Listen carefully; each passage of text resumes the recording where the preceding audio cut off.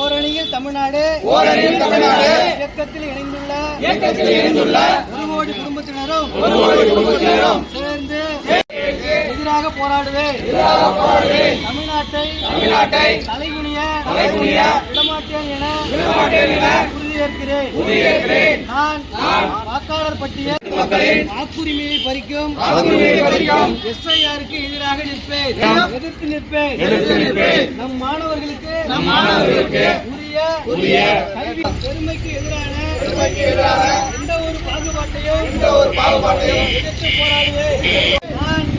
பெண்கள், விவசாயிகள், மீனவர்கள், நெசவாளர்கள், தொழிலாளர்கள் என ஒன்று